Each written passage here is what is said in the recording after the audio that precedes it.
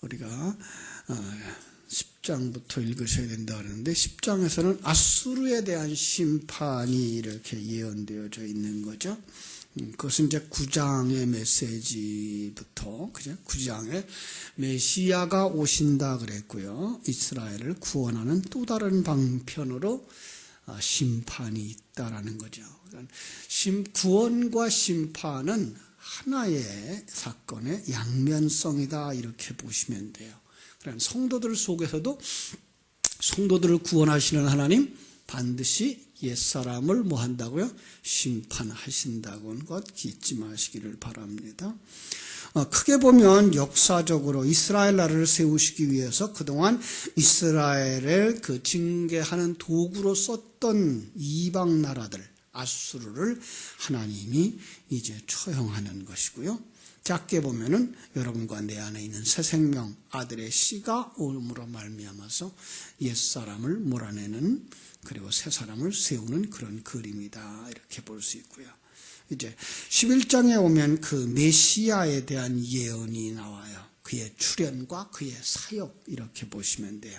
12장에서는 하나님의 구원에 대한 찬송 이렇게 보셔서 우리가 이러한 하나님의 구도를 가지고서 구원을 이렇게 읽어내게 하는구나 보실 수 있습니다. 우리가 읽은 11장 오늘 하나하나 보도록 하겠죠. 11장에 보면 그렇게 아수르 사람을 멸망시키고 이스라엘을 구원하신 메시아가 어떻게 오시며 어떤 일을 하시는가를 설명한다는 거 가지고 들어가겠습니다. 1절부터 11절. 이새의 줄기에서 다시 말하면 다윗의 후손으로 오실 메시아입니다.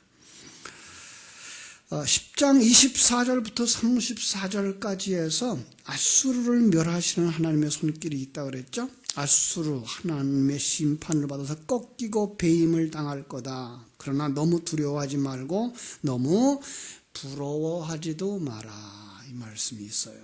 하나님의 심판은 사단의 공격과 같은 두려움들을 느끼게도 하지만 사단의 유혹에 부러워하기도 해요. 그러니까 사단의 공격 무섭게만 오는 게 아니에요. 세상 사람들의 핍박은 무섭게만 옵니다만은 우리를 해하는 모습으로만 옵니다만은 사단의 공격은 무섭게도 하고 그 다음에 자기가 평화의 사도인 것처럼 나타나서 그죠? 배부르고 등 따숩게도 한단 말이에요. 그러니까 그럴 때에 문제 해결자로 메시아가 오시는데 다윗의 후손으로 오신다. 사무엘하 7장 4절부터 17절에 예언되어졌던 거죠. 네 씨가 그의 나라를 견고하게 하고 내 집을 건축할 것이며 그 나라는 영원히 견고하리라 그랬습니다. 다윗의 후손 혈통적으로 성경 속에서는 우리가 혈통적으로 이렇게 봐야 될 것이고요. 영적으로는 어떻게 보셔야 되죠? 영적으로는 솔로몬을 폐위시키고 세웠던 그 다윗 왕이에요. 그러니까 첫째 아담이 폐하여지고 둘째 아담으로 오신 자 바로 예수 그리스도 메시아를 이야기하는 거죠. 약속을 따라 난 자라는 뜻이고요. 2절에 보니까 그 위에 하나님의 영이 부어지죠. 그죠? 성령이 함께 하리라. 성령의 이름이 여러 가지로 나왔어요. 여호와의 영, 지혜와 총명의 영, 모략과 재능의 영, 지식과 여호와를 경외하는 영. 이렇게 성령이 함께하면 어떤 일이 일어나죠? 나는 없어지고요. 나는 있으나 내가 없는 갈라디아서 2장 20절이죠. 내가 이제 그리스도와 함께 십자가에 못 박혀 죽은 자다. 이제 내가 사는 것은 내 안에 그리스도께서 사시기 때문이다. 우리는 이제 그리스도의 영을 가지고 하나님이 주인입니다를 고백하며 사는 새 사람들이 되는 거죠. 그렇습니다. 그의 사역이 어떻게 나타나느냐 3절부터 5절에서 쭉 설명을 하고 있는 거예요. 그가 여호와를 경외함으로 즐거움을 삼을 것이며 그의 눈에 보이는 대로 심판하지 아니하며 그의 귀에 들리는 대로 판단하지 아니하시며 공의로 가난한 자를 심판하며 정직으로 이 세상에 겸손한 자를 판단할 것이며 그의 입의 막대기로 세상을 치며 그의 입술의 기운으로 악인을 죽일 것이라. 그는 이제 여호와를 경외하는 하나님의 존재에 대하여서 깨달아 알게 하는 거죠. 그죠? 뿐만 아니라 그는 이제 4절 공의로 가난한 자들을 심판하며 그랬어요. 그죠? 또 겸손한 자로 판단하며 공의, 겸손, 정직 이런 말이 나오죠. 정직, 성실 이런 걸로 다스린대요. 어떤 세상을? 하나님이 세우신 나라와 대적으로 싸우면서 바로 그 속에서 하나님이 세우신 나라, 하나님이 그 나라를 세우기 위해서 좁은 의미에서는 내 안에 새 사람, 하나님의 통치받는 나를 다스리는 거예요. 그런데 여기에 공의라는 말로 쓰여진 단어가 짜다크예요. 이걸 단어를 뿌리로 하는 단어인데 그게 뭐냐면 의라는 거죠. 자, 우리는 의가 있다 그랬어요? 없다 그랬어요? 없다고요. 그래서 불의한 자들이라고 말하는 거죠. 네, 의라고 하는 말은 무슨 뜻이라고 그랬죠? 하나님과 피조물 사이에서 하나님이 나를 만드신 본래의 목적을 따라 자기의 의무와 책임을 다하는 것. 하나님이 인간을 왜 만들었어요? 하나님의 영광을 위하여, 그리고 그것을 영원토록 즐거워하기 위하여. 근데 거기에 들어갈 수 있는 게 없어요. 왜? 우리의 힘으로는. 그래서 거기서 하나님, 그리스도의 의가 나오는 거죠. 그리스도의 의 안에서 우리가 하나님 안에서 자기 역할을 잘 감당하는 자로 돌아가는 바로 그러한 자의 삶을 살게 하신다라는 거예요. 바로 그리스도의 의 안에서 그것을 세마포로 삼고, 그죠? 그것을 입고 신랑 곁에 서는 삶을 사는 게 뭐예요? 공의로 가난한 자를 심판한다라는 거예요. 정직이라는 단어가 나왔어요. 미쇼르라는 단어인데 이 거짓과 대조를 이루는 말이죠. 그런데 성경 속의 거짓은 무엇이에요? 저희가 참말을 하지 아니하고 세상적인 관점에서 세상의 이야기를 하는 것, 그게 거짓이라고 그랬죠. 그렇다면 바로 여기에 정직은 참말을 하는 사람이 돼요. 거기에 반대되는 거니까. 참말이 뭐예요? 하나님 나라의 진리를 담아준 그 내용을 이제 말하는 자예요. 이게 정직한 거예요. 하나님의 존재, 하나님의 계획, 임마누엘 하심, 그리고 그분이 역사하고 만드심으로 말미암아 내가 지금 잘 만들어지고 있다. 합력하여 선을 이루시고 있는 하나님을 믿는 삶. 하나님 주신 자리에서 정직하게 사는 사람이에요. 거기에 성실이라는 말이 또 나와요. 그렇죠? 5절 하반절에 보니까 성실로 그의 몸에 띠를 삼으리라 그랬어요. 자, 이 성실이라는 말, 아나브라는 말인데요. 이 개역성경은 그걸 갖다 겸손이라고 번역을 했었어요. 그런데 이걸 이제 성실로 바꿨는데요. 가난한, 온순한 뜻이에요. 하나님이 주인인 줄 알고 자기 것이 없는 자의 삶을 사는 자들, 그게 뭐예요? 가난한 자들이고 온순한 자들이고 겸손한 자들이에요. 그게 바로 오늘 본문은 성실한 자라고 그랬어요. 자, 그 사람이 이걸 뭘로 삼아요? 몸의 허리띠로 삼아요. 공의와 성실을. 그럼 그 공의와 성실은 다 어떤가요? 에베소 6장 생각나죠? 무슨 허리띠? 진리의 허리띠죠. 그렇죠? 그러니까 공의도 성실도 모두가 다 그 진리 가운데에 있는 것으로 볼 수가 있습니다. 그러면 6절부터 9절 평화가 오는 거예요. 메시아 왕국의 특징이 바로 이 평화예요. 자, 평화의 모습을 볼까요? 그때 이리가 어린 양과 함께 살며 표범이 어린 염소와 함께 누우며 송아지와 어린 사자와 살진 짐승이 함께 있어 어린아이에게 끌리며 암소와 곰이 함께 먹으며 그것들의 새끼가 함께 엎드리며 사자가 소처럼 풀을 먹을 것이며 젖 먹이는 아이가 독사의 구멍에서 장난하며 젖된 어린아이가 독사의 굴에 손을 넣을 것이라. 내 거룩한 산 모든 곳에서 해됨도 없고 상함도 없을 것이니 이는 물이 바다를 덮음같이 여호와를 아는 지식이 세상에 충만할 것임이니라. 자, 하나님의 생명을 가진 자를 여기서 뭐라고 표현되어져 있는가 하면 어린아이라고 표현되어져 있는 거예요. 그냥 어린아이들하고 사자하고 어린아이들하고 표범하고 같이 노는구나, 그런 동네를 생각하고 있는 게 아니고요. 지금까지 우리를 해하려고 했던 그 모든 것들, 그들이 하나님의 도구인 줄 아는 자가 되는 것이고요.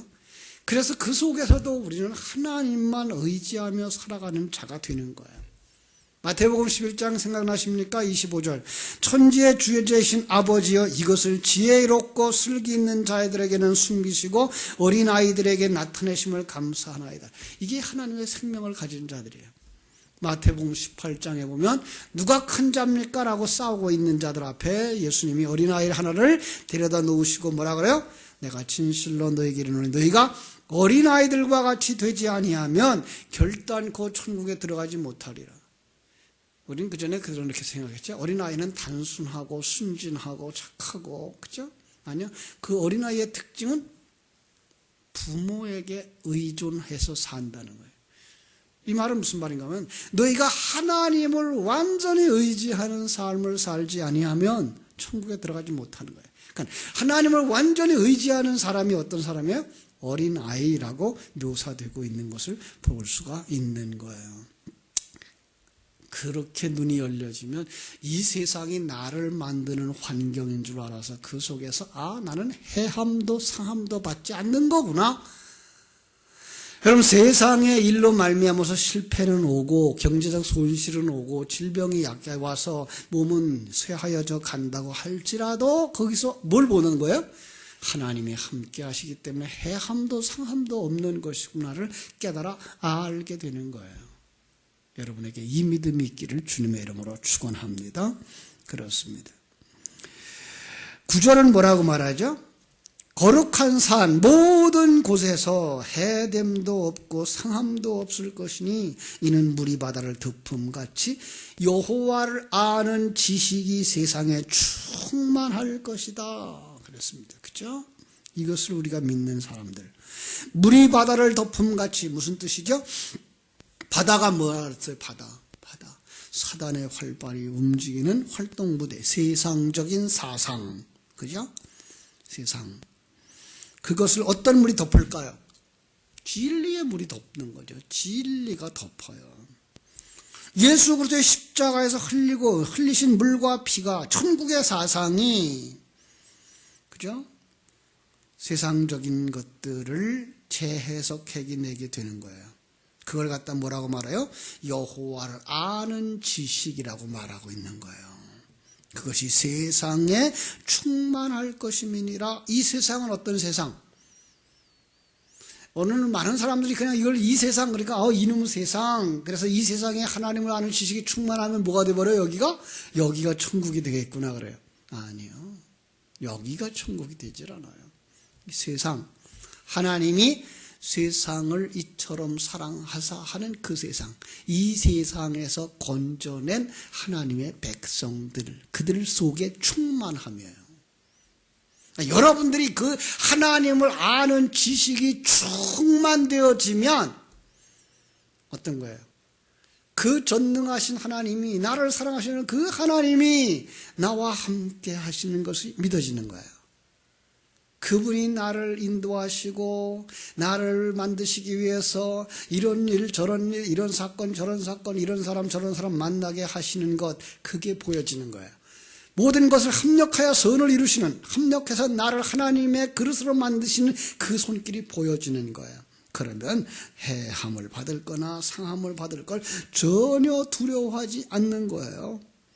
사단적인 사고, 세상적인 사고 물러가고 하나님이 함께 하시는 그 기쁨과 평안을 누려지게 되는 것입니다.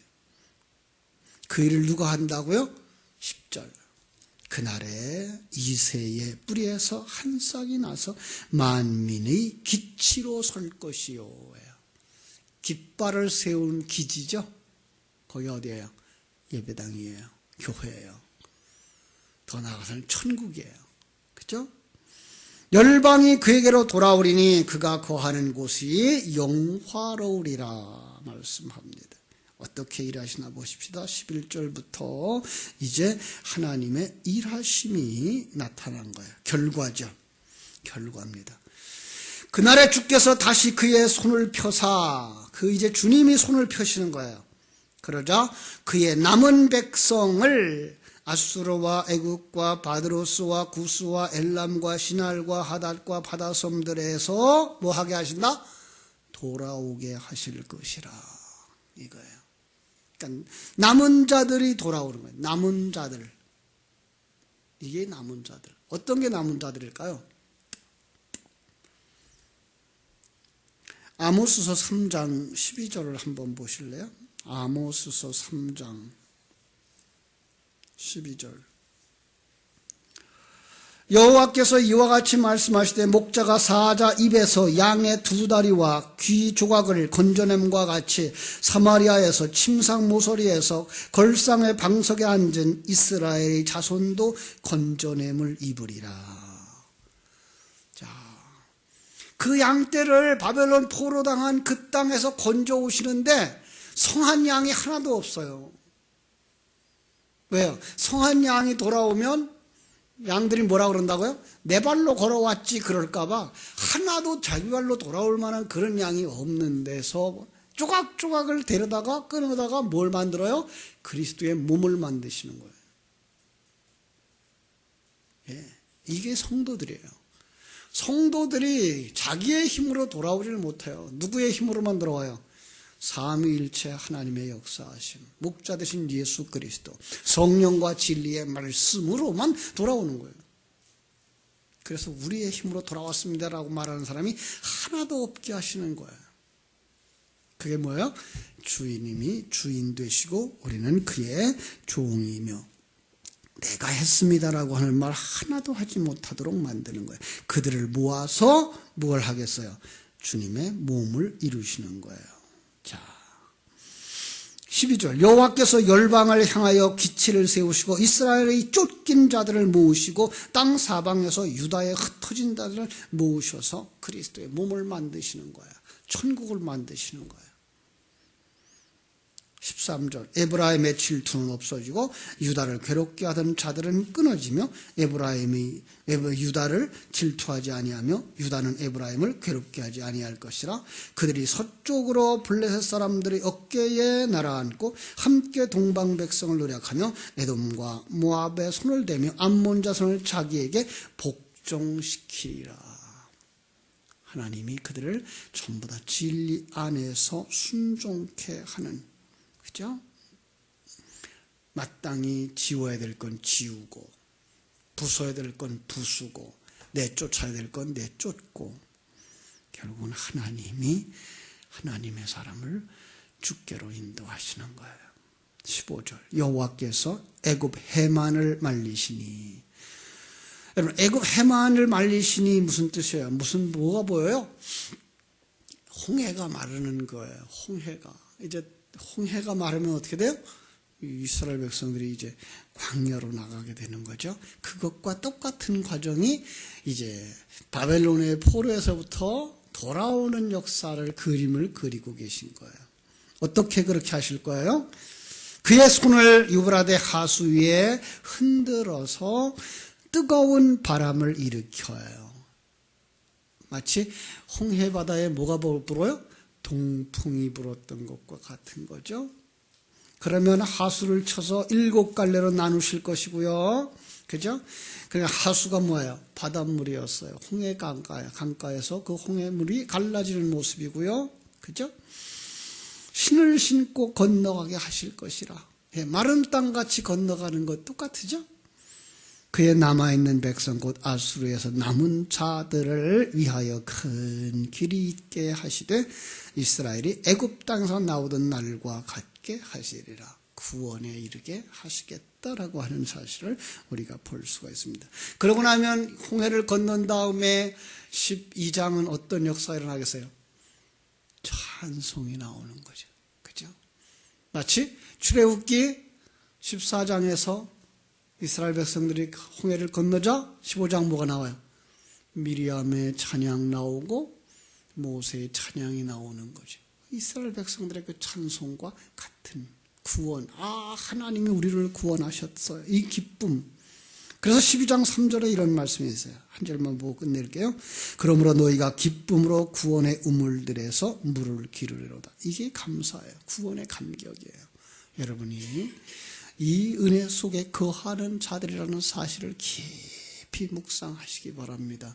그 하나님이 지금 여러분과 함께 하고 계시고 우리와 지금 함께 하고 계시고 여러분의 가정 속에서 환경 속에서 여러분 하나님의 생명을 가진 여러분들과 늘 함께 계셔요. 그 속에서 전혀 두려움도 염려도 없이 주님을 찬송하고 더 나아가서는 증인들의 삶을 살아가는, 그죠? 증인들의 삶을 살아가는, 나 때문에 내 가정이 예수를 알고 나 때문에 내 주변 사람들이 예수를 알고 나 때문에 신령한 눈들이 열려지는 역사가 일어나야 돼요.